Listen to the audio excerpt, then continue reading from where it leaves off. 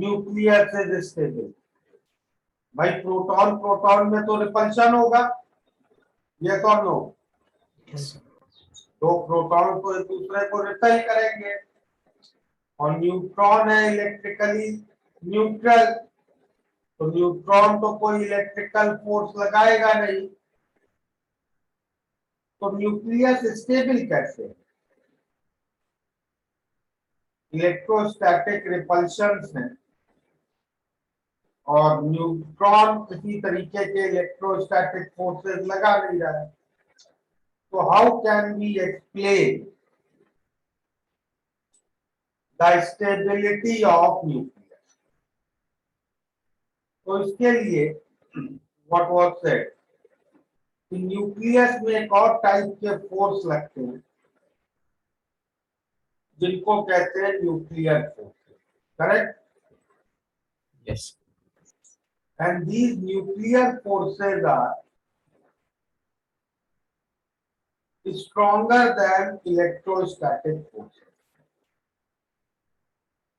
मतलब electrostatic forces की वजह से जितना रिपल्शन मिल रहा है, न्यूक्लियर फोर्सेस उससे ज्यादा है। And nuclear forces are attractive in nature, okay? तो इसलिए ओवरऑल न्यूक्लियर स्टेबल हो जाता है। But the moment we say this,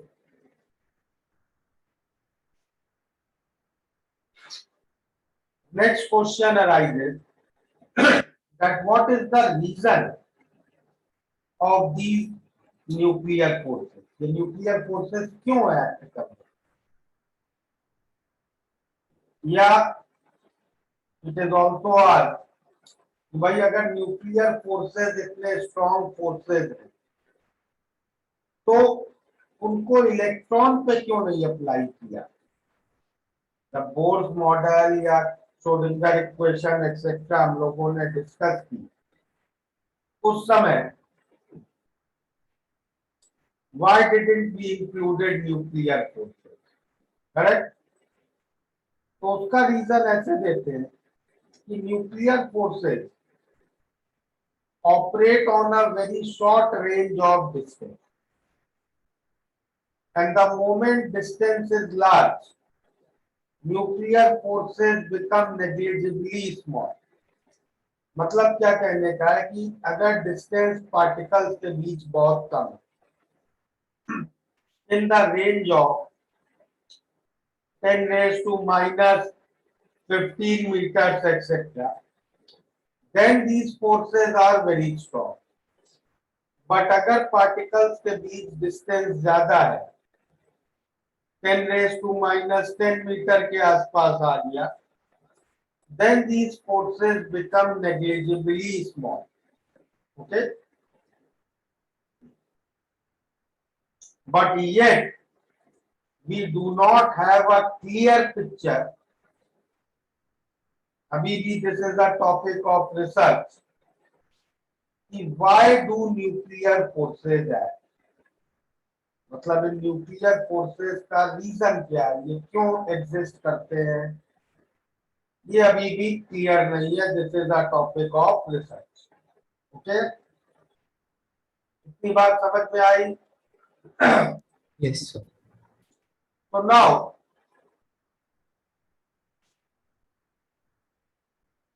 there are some common observation which we do regarding nucleus या for stability of nucleus.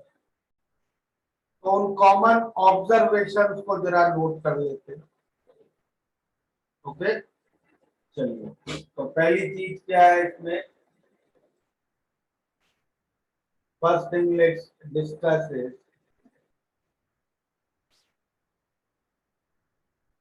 mass defect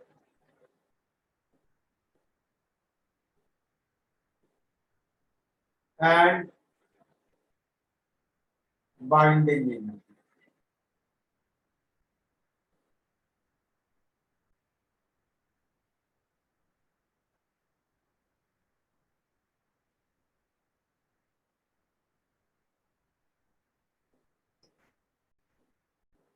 Okay, चलो लिखो इसमें।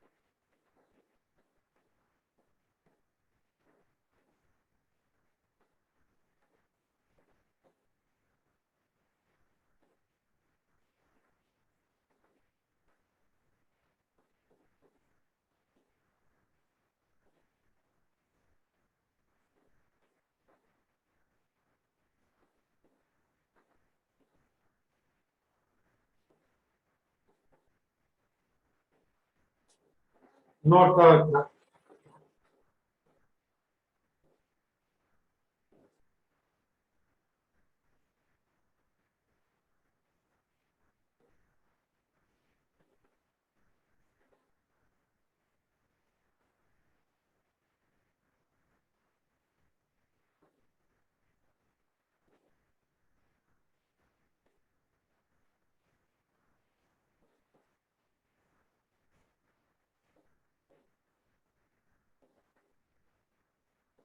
हो गया नोट। Yes, sir. Yes. तो क्या एक कॉमन ऑब्जर्वेशन है हमारे पास कि जो न्यूक्लियस का टोटल मास है, न्यूक्लियस का जो मास है वो उसके अंदर के प्रोटॉन्स और न्यूट्रॉन्स के टोटल मास से हमें हमेशा कम मिलता है। ओके,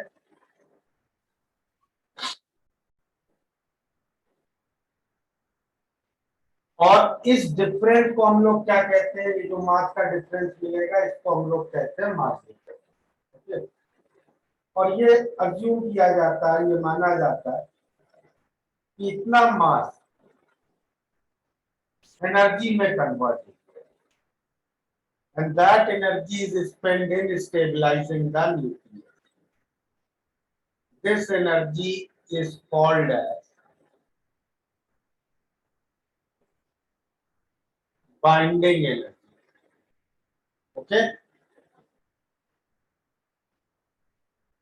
ठीक है। तो कैसे कैलकुलेट होगी बाइंडिंग एनर्जी?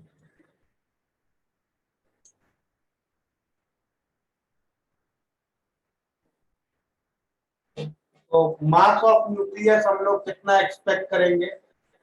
मान लो एक ऐसा न्यूक्लियस है जिसका एटॉमिक नंबर Z है और मास नंबर A है, मतलब उसमें Z प्रोटॉन्स हैं और A माइनस Z न्यूट्रॉन्स हैं, तो उसका मास हम कितना एक्सपेक्ट करेंगे? Z times mass of a proton plus A minus Z times mass of a neutron. सही है ना? इतना ही मास एक्सपेक्ट करेंगे उस न्यूक्लियस का, ये और नो। Yes, sir. लेकिन न्यूक्लियस का मास हमें हमेशा इससे कम मिलेगा और इस डिफरेंस को हम बोलेंगे मास डिफरेंस। नोट करो।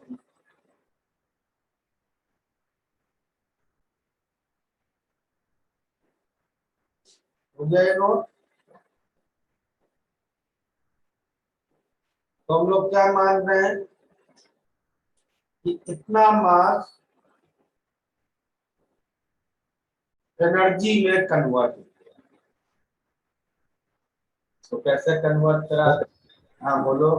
सर अगर हम मतलब अप्रोक्सीमेशन लगाए तो M P is equal to M N. क्या? मास ऑफ प्रोटॉन और मास ऑफ न्यूट्रॉन तो ऑलमोस्ट सेम ही था। ऑलमोस्ट सेम होता है ना यार, लेकिन यहाँ तो ऑलमोस्ट से काम नहीं चलेगा। हाँ यस सर।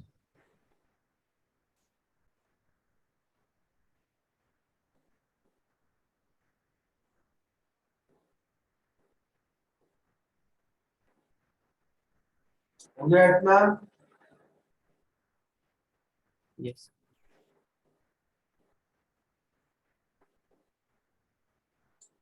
तो बाइंडिंग एनर्जी क्या होगी? Binding energy will be this mass difference into c square. Correct. Einstein equation mass का एनर्जी में कन्वर्जन।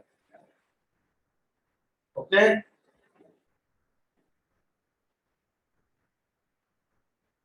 ठीक है इतना। Yes sir. तो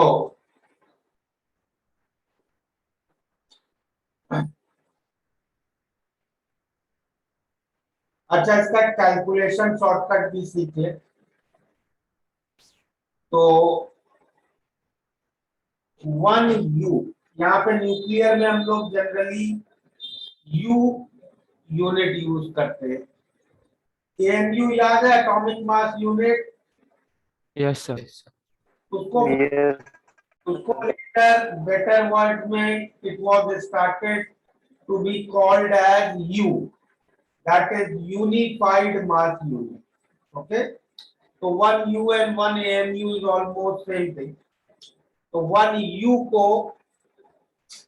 अब इस फॉर्मूले में अगर मुझे मास डिफेक्ट को रखना है 1 AMU या 1 U, तो मैं क्या करूंगा? पहले AMU को या U को मैं किलोग्राम में कन्वर्ट करूं, फिर उसमें c स्क्वायर मल्टीप्लाई करूं, उससे मुझे एनर्जी मिलेगी जूल्स में। करेक्ट। फिर we can convert that energy we want to electron volt. तो वो सब करके that all calculation will give you that 1 U से एनर्जी मिलेगी 931.5 मेगा इलेक्ट्रॉन वोल्ट। ठीक है। ओके। Yes, sir. और बाइंडिंग एनर्जी पर न्यूक्लियॉन क्या होगी? बाइंडिंग एनर्जी पर nucleon will be total binding energy by mass number। और इसमें आगे लिख सकते हैं it has been observed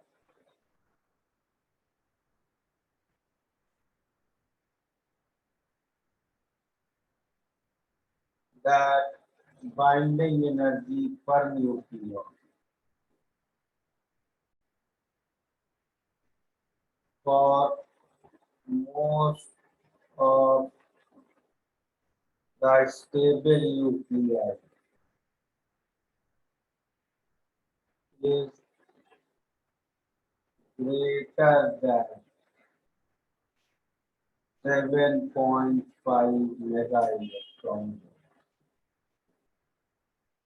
sir वो ये क्या है? Mass number. हाँ ओके सर।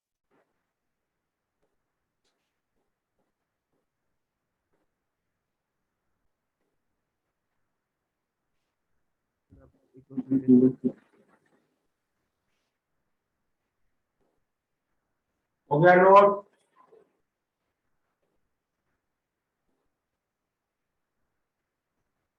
Yes, sir. तो अगर तुम ऐसा एक ग्राफ बनाओ, binding energy per nucleon versus mass number, तो ये ग्राफ कुछ ऐसा देखने को मिलता है। ऑलमोस्ट सारे स्टेबल न्यूक्लियाई की binding energy 7.5 mega electron volt से जाता है। सबसे ज्यादा किसकी होती है binding energy per nucleon? Highest किसकी है? यूरेनियम। आयरन। आयरन की सबसे हाईएस्ट होती है 8.79 मेगा इलेक्ट्रॉन।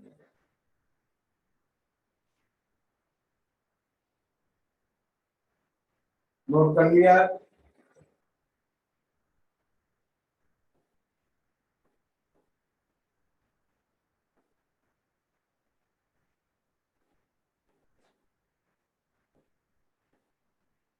सर कोई रीजन है कि आयन की सबसे ज्यादा क्यों है, मतलब ऐसा कुछ? क्या? तो कोई रीजन है कि आयन का सबसे ज्यादा क्यों? रीजन तो कुछ होगा, रीजन तो डेफिनेटली कुछ होगा, लेकिन रीजन ही तो पता नहीं है इस चैप्टर के। इस चैप्टर के हम लोगों को रीजन नहीं पता है, क्योंकि हमें यही नहीं पता है कि न्यूक्लियर फोर्स लगता क्यों है। हाँ हाँ, यस सर। करेक्ट? तो what we said in starting, these are common observations। ये चीजें हम ऑब्जर्व कर रहे हैं, एक्सप्लेन नहीं कर पा रहे कि ऐसा क्यों हो रहा है। यस। और सर ये 7.5 से कम भी हो किसी का है कि? नाइट्रोजन नीचे ही बनाया है मैंने। नहीं सर, वो बस कंफर्म करना।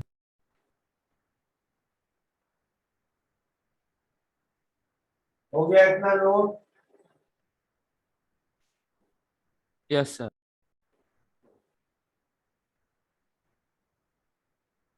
चलो, तीन चार पॉइंट्स मैं पहले लिख दे रहा हूँ, फिर सब एक साथ एक्सप्लेन करूंगा। बस पहले सारे नोट कर लो, ठीक है?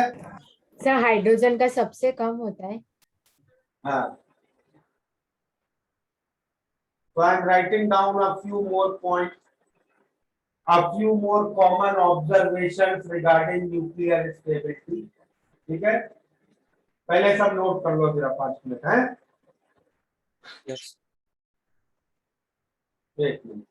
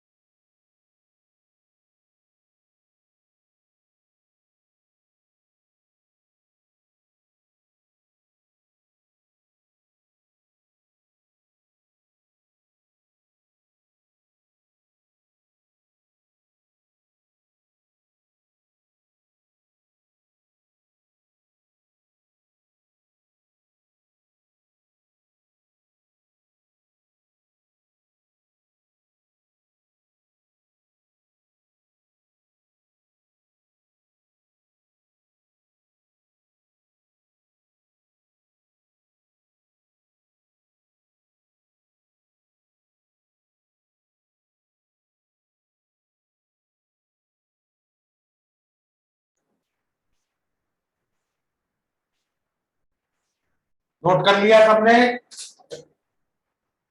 Yes sir. Yes sir. तो ये अब 3 नए पॉइंट समझते हैं। एक तो है n/p रेशियो, मतलब neutron to proton ratio.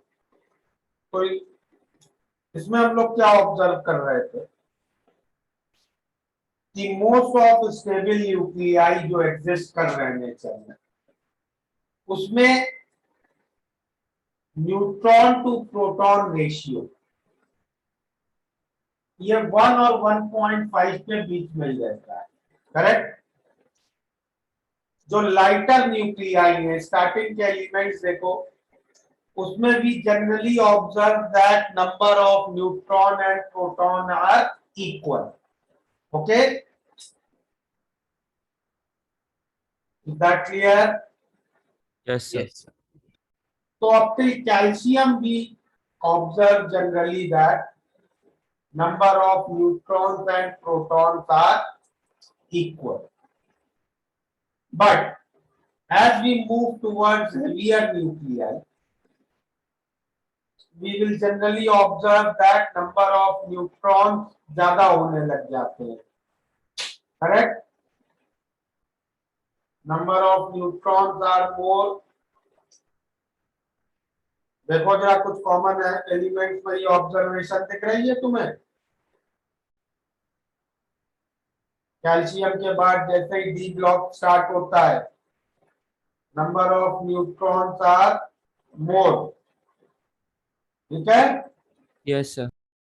Yes. और तो n/p रेशियो इंक्रीज होता जाता है and it goes up till a maximum value of 1.5।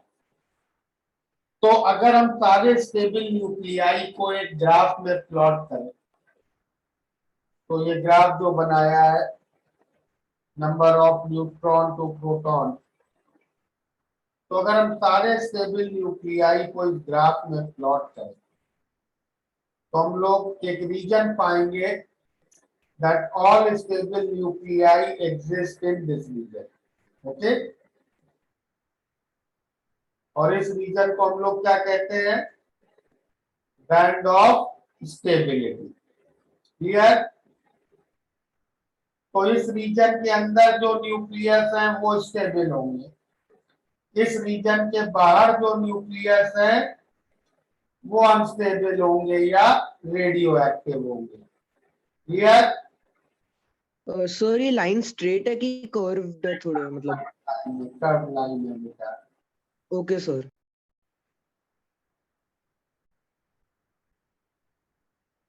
इतना नोट हो गया था ना?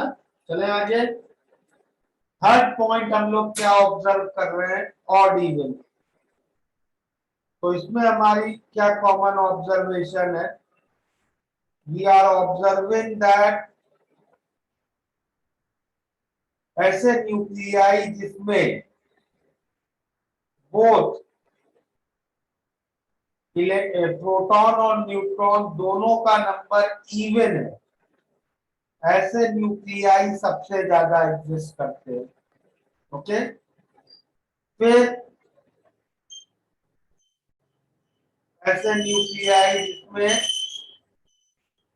एक इवन है एक ऑड है, और सबसे कम न्यूक्लियाई कैसे एग्जिस्ट करते हैं? जिसमें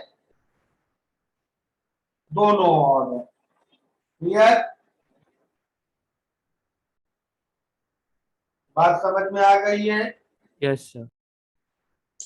और फिर फोर्थ पॉइंट क्या डिस्कस कर रहे हैं? फोर्थ पॉइंट डिस्कस कर रहे हैं मैजिक नंबर्स। तो ये जो नंबर्स मैंने लिखे हैं 2, 8, 20, 28, these numbers are called as magic numbers। मतलब क्या है कि अगर किसी न्यूक्लियाई में इतने प्रोटॉन या इतने न्यूट्रॉन्स होते हैं तो वो न्यूक्लियाई हमें एक्स्ट्रा ऑर्डिनरी मोर स्टेबल दिखते हैं। ठीक है, इतनी बात क्लियर? Yes sir. चले आगे। ओके, नेक्स्ट ऑब्जर्वेशन, जो एक लास्ट पॉइंट डिस्कस करेंगे regarding nuclear stability is of meson theory. पहले इसको थोड़ा सुन लो। मीजॉन्स क्या होते हैं? मीजॉन्स भी एक तरीके के सब न्यूक्लियर पार्टिकल है, मतलब न्यूक्लियर के अंदर इनको हम लोगों ने डिस्कवर किया। और इन पार्टिकल्स में क्या है, इनका मास जो होता है वो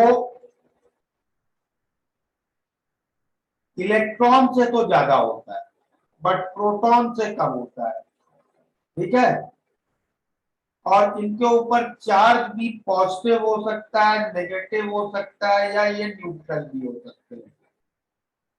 तो मीजॉन थ्योरी से हम कैसे स्टेबिलिटी एक्सप्लेन करते हैं? तो ये थ्योरी क्या कहती है कि मीजॉन की हेल्प से न्यूट्रॉन और प्रोटॉन एक दूसरे में इंटर कन्वर्ट होते रहते हैं, और इस इंटर कन्वर्जन की वजह से there is a very large delocalization of charge and mass inside the nucleus, okay. और इस delocalization की वजह से न्यूक्लियस को स्टेबिलिटी मिलती है, ओके। तो इसको लिख लेते हैं अब, चलो। लास्ट पॉइंट है मीजॉन theory.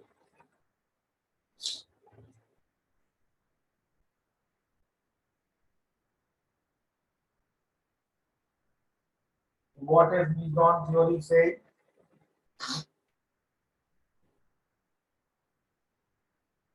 Mesons are particles found in nucleus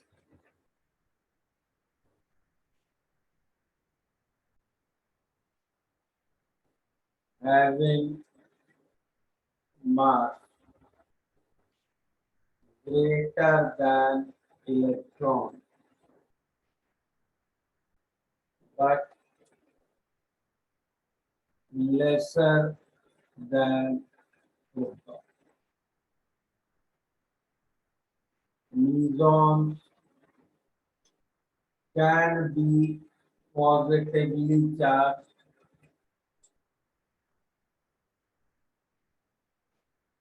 negatively charged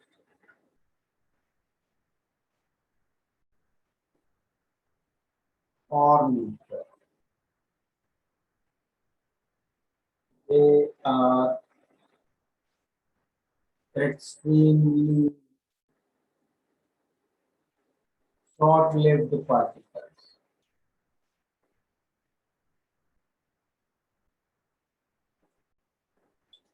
मतलब उनकी लाइफ टाइम बहुत कम है, वो बनते हैं और बहुत क्विकली वो सर अगर ये शॉर्ट लिव्ड पार्टिकल्स है तो इनका प्रेजेंस हमको कैसे पता चलता है? तुम्हें थोड़ा पता लगता है, एक्सपेरिमेंट से पता लगता है।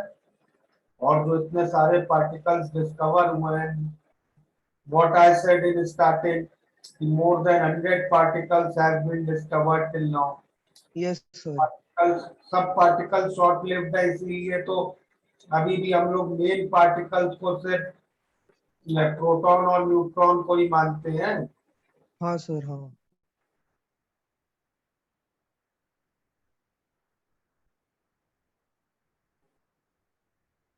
नोट कर लिया इतना?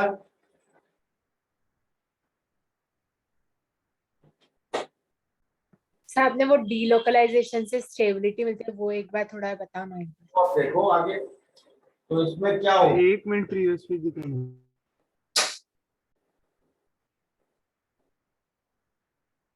सर, हो गया। तो इसमें क्या डिस्कशन है कि भाई मान लो न्यूक्लियस के अंदर दो पार्टिकल्स हैं, पार्टिकल 1 पार्टिकल 2, ठीक है। पार्टिकल 1 प्रोटॉन है, पार्टिकल 2 एक न्यूट्रॉन। अब क्या होता है, मान लो ये दोनों पार्टिकल्स एक दूसरे के पास आए और कोलाइड, और इस कोलिजन के बाद प्रोटॉन ने डिसाइड किया, इस कोलिजन के बाद प्रोटॉन ने डिसाइड किया कि उसे न्यूट्रॉन बनना है या उसे अपने अंदर का पॉजिटिव चार्ज फेंक देना है। तो इस कोलिजन में मान लो न्यूट्रॉन अपने अंदर का पॉजिटिव चार्ज फेंक देता है बाहर। कैसे फेंका? उसने अपने अंदर से पाई प्लस मीजॉन, एक पॉजिटिव मीजॉन को बाहर फेंक दिया। ठीक है, ओके। तो अगर प्रोटॉन ने अपने अंदर से पॉजिटिव चार्ज बाहर फेंक दिया तो प्रोटॉन कैसा बचेगा? प्रोटॉन तो अब न्यूट्रॉन बन गया, और न्यूट्रॉन तो एज इट इज न्यूट्रॉन था। अब ये जो मीजॉन है, we discuss meson is a short lived particle, है ना? Yes, sir. Short lived particle है मीजॉन। तो शॉर्ट लिव्ड पार्टिकल तो बनते ही डिस्ट्रॉय होना उसे, करेक्ट? कौन सा और पार्टिकल है आसपास? Neutron. न्यूट्रॉन है, ये जो पार्टिकल 2 है। तो इस न्यूट्रॉन को ही इस मीजॉन को लेना पड़ेगा, करेक्ट? न्यूट्रॉन को इस मीजॉन को लेना पड़ेगा। अब न्यूट्रॉन अगर इस मीजॉन को ले ले, पॉजिटिव मीजॉन को, तो न्यूट्रॉन क्या बन जाएगा? कोई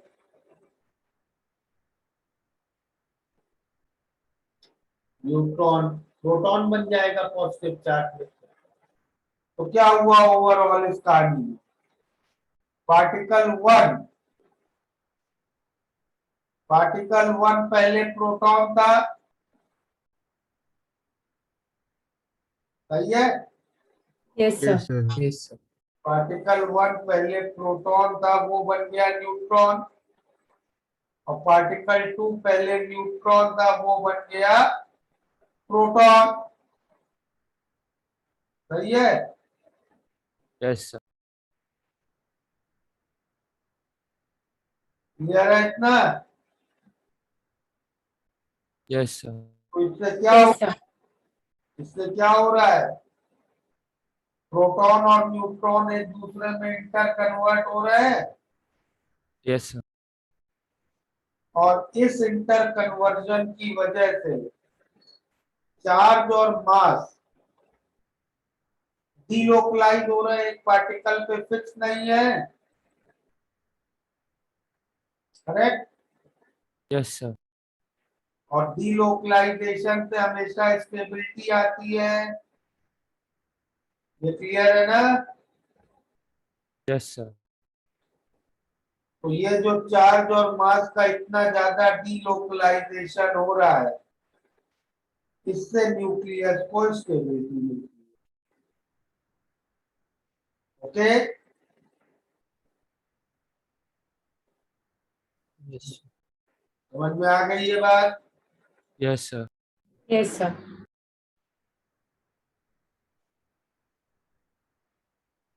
तो ये तो पॉइंट हो गए रिगार्डिंग न्यूक्लियर स्टेबिलिटी। ठीक है, इसको भी लिख लो।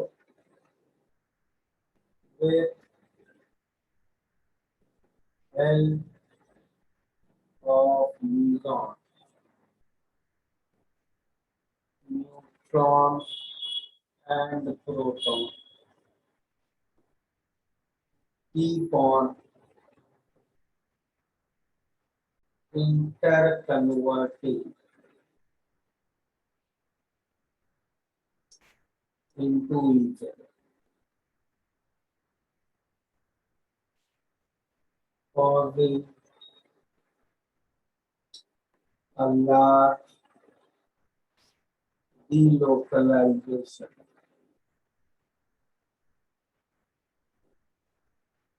of charge and mass. This delocalization provides nuclear stability. Note कर लिया इतना?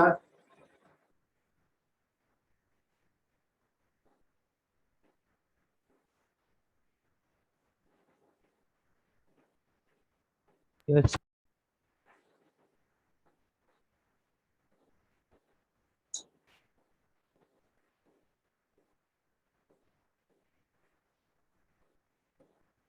Okay.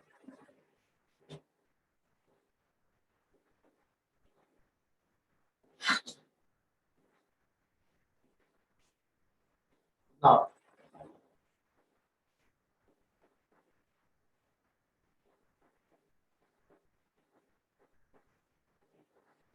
ये तो हो गई न्यूक्लियर स्टेबिलिटी का डिस्कशन। अब next let's move to nuclear reaction.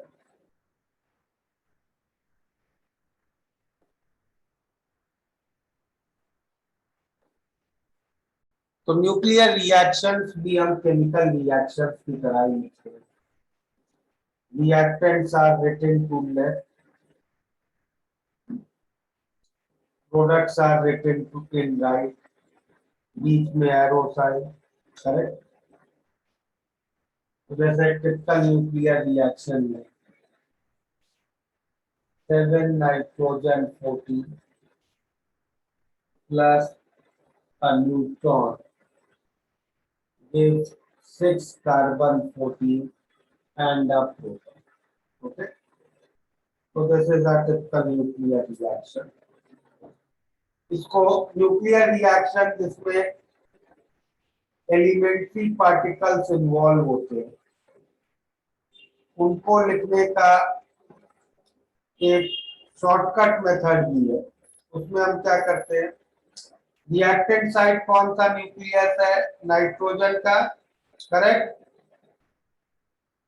और रिएक्टेंट साइड एलिमेंट्री पार्टिकल कौन सा है? Neutron, correct? yes, और प्रोडक्ट साइड एलिमेंट्री पार्टिकल कौन सा है? प्रोटॉन।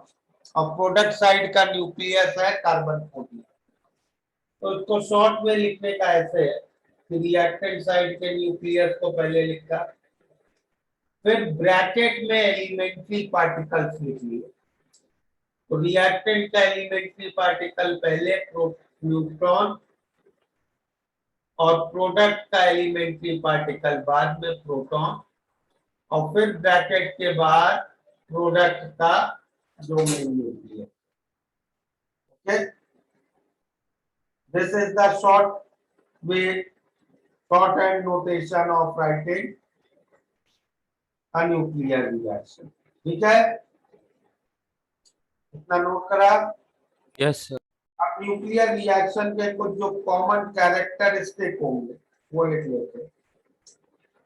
तो न्यूक्लियर रिएक्शन में जो नीचे नंबर्स लिखते हैं इनको क्या कहते हैं हम लोग?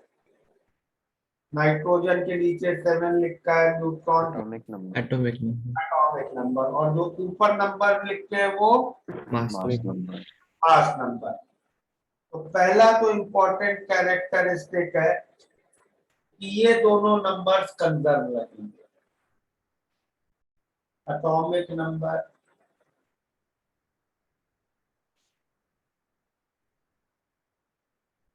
And mass number is conserve. ठीक है, दूसरा बड़ा important point, mass is not conserve. Nuclear reaction में मास कंजर्वेशन नहीं होती, mass is not conserve, mass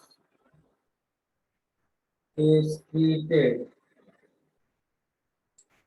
as a form of energy.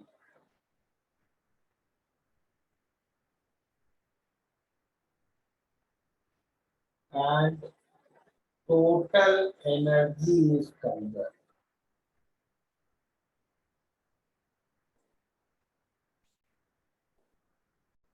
ठीक है, नोट करो। केवल मास अकेले कंजर्व नहीं होता है, mass is the format of energy और टोटल एनर्जी कंजर्व होगी।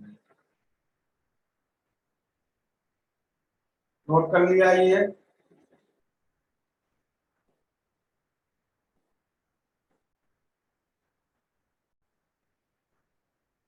Yes, sir. ओके, तो इसी बेसिस पे हम एक न्यूक्लियर रिएक्शन की क्यू वैल्यू निकालते हैं। क्यू वैल्यू क्या होता है? रिएक्टेंट और प्रोडक्ट के मास का डिफरेंस ले लें और उसको सी स्क्वायर से मल्टीप्लाई करें। ठीक है, तो क्यू वैल्यू कैसे निकालेंगे हम? एक न्यूक्लियर रिएक्शन की Q value, mass of product minus mass of reactants into Q. Okay, तो अगर ये नंबर मान लो नेगेटिव आ रहा है, इसका मतलब क्या है? प्रोडक्ट्स का मास कम है और रिएक्टेंट का मास ज्यादा। कम है, करेक्ट? यस। मतलब इस रिएक्शन में सम मास has been converted to energy, correct? Yes or no? Yes, sir. Yes. और अगर ये पॉजिटिव है तो it means some energy has been converted to mass. तो ये नंबर नेगेटिव आया, हम बोलेंगे एक्सोअर्जिक, और ये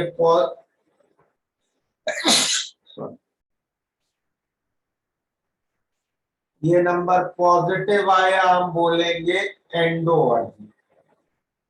ठीक है,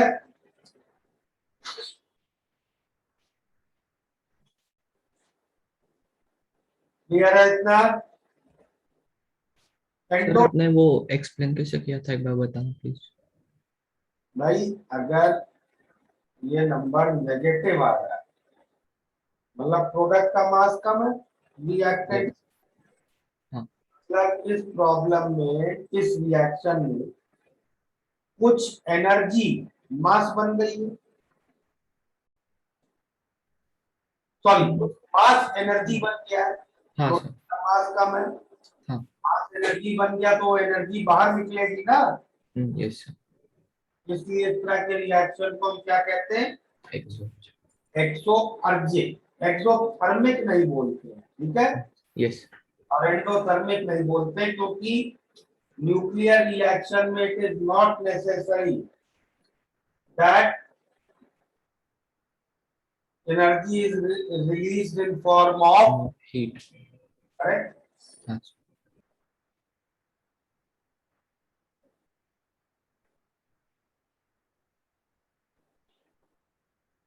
Next point, nuclear reaction.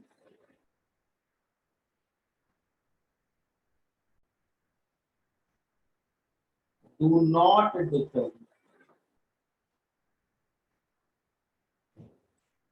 on bonding of external electron या valence electron.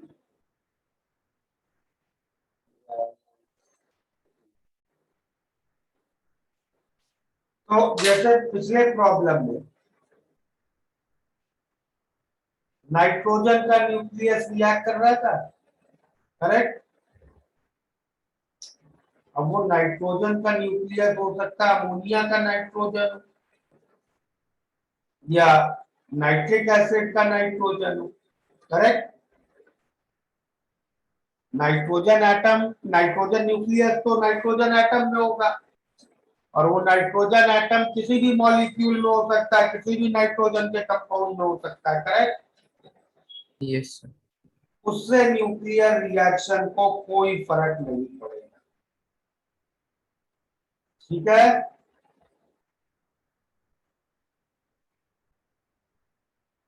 चले आगे।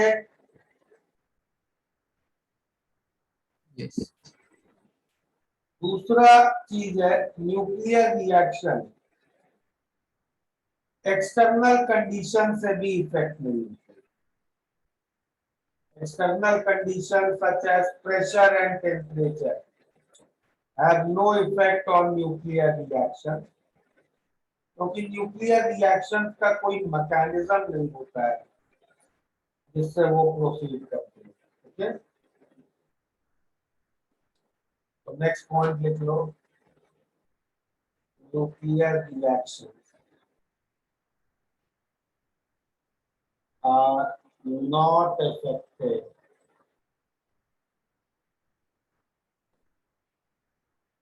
by external conditions such as pressure and temperature.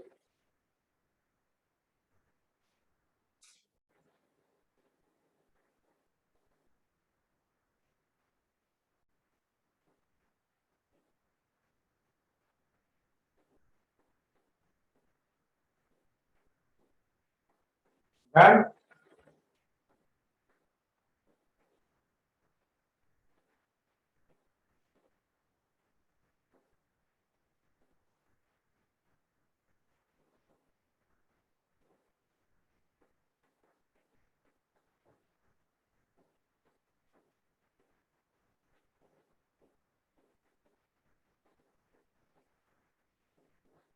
हो गया नोट?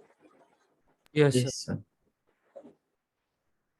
ये तो कुछ न्यूक्लियर रिएक्शंस की कॉमन प्रॉपर्टीज हो गई, कैसे वो डिफर करते हैं केमिकल रिएक्शन से।